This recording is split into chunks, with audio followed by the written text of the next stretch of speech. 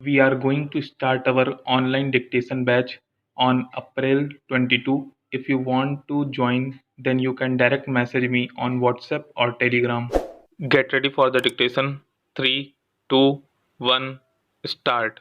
As you have already pointed out under Article 323 of the Constitution, the Union Public Service Commission submits annual reports, and these reports are laid before both the Houses of Parliament along with any memorandum, if there be any, from the government explaining their position as to why they have not accepted the particular advice of the commission.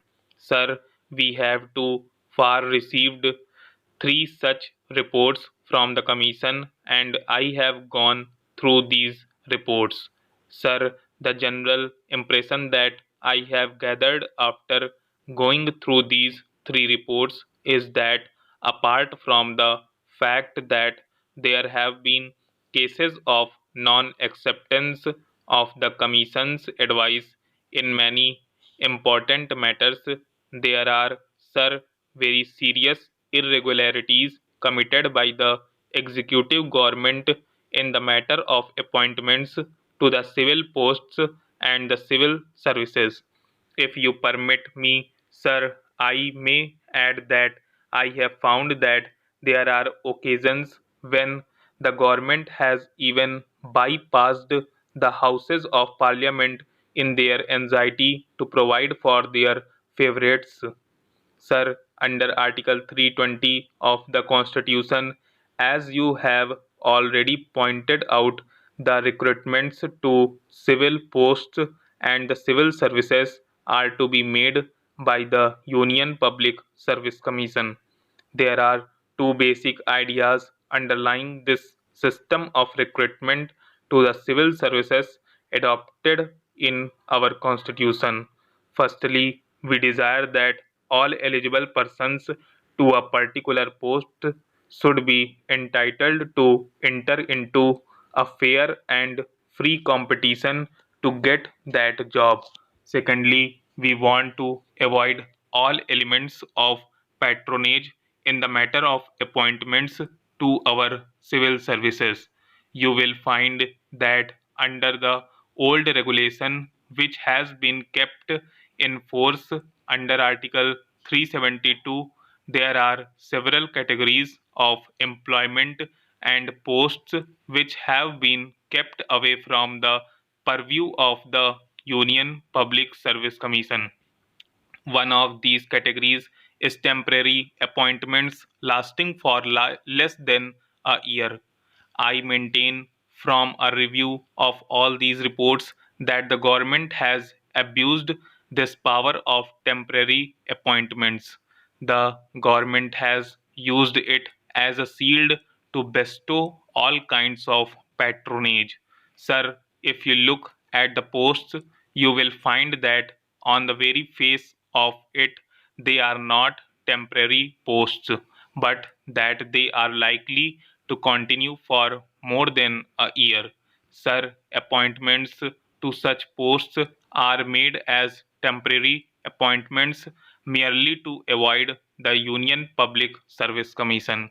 In the name of temporary and emergency appointments, I find that a large number of appointments are being made.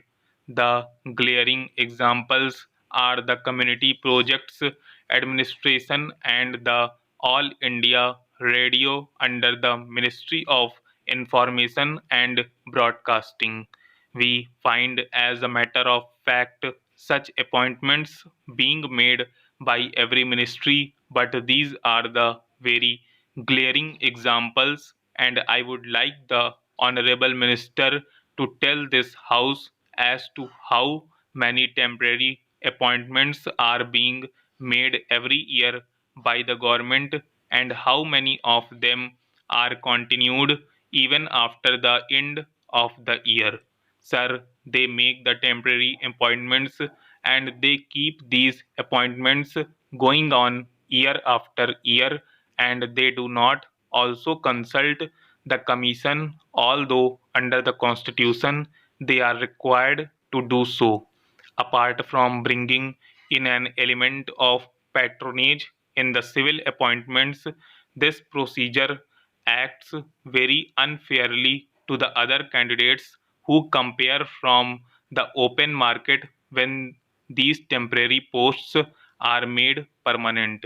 When the appointments are regularized by inviting applications by means of advertisements, what happens in this?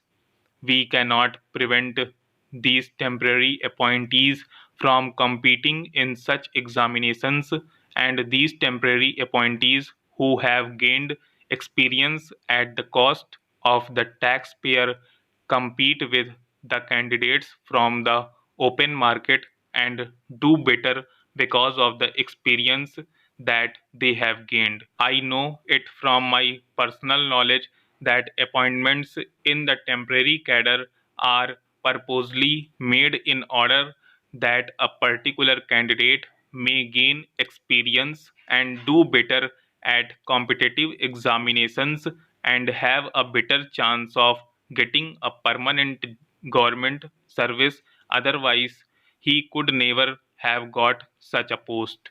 Sir, not only this, but the Commission have also referred to the fact that advertisements are drafted in such a way that it may suit a particular person.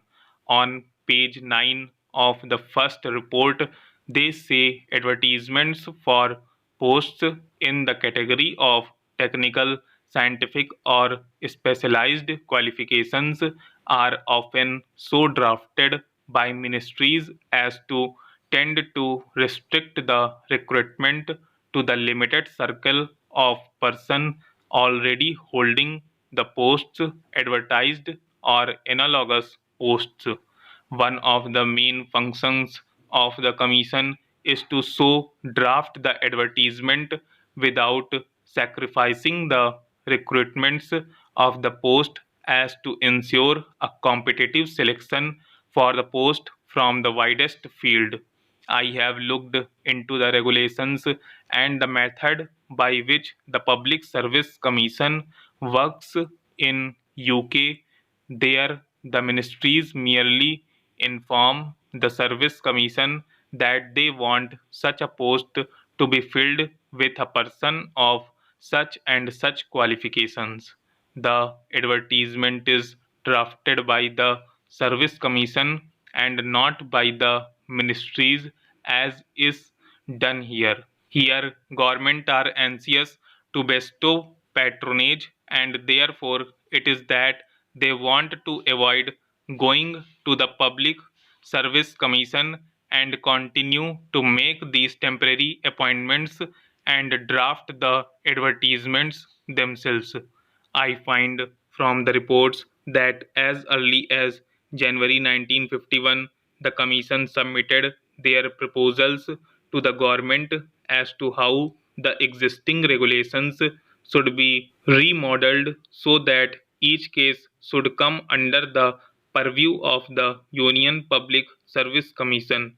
Now, the government has not taken any decision in this matter. These proposals ought to have been placed before both houses of parliament as required under the constitution of that the houses will be fully seized of the problems which are facing appointments and would give their directions as to how appointments in the civil services should be made. Stop. Thank you.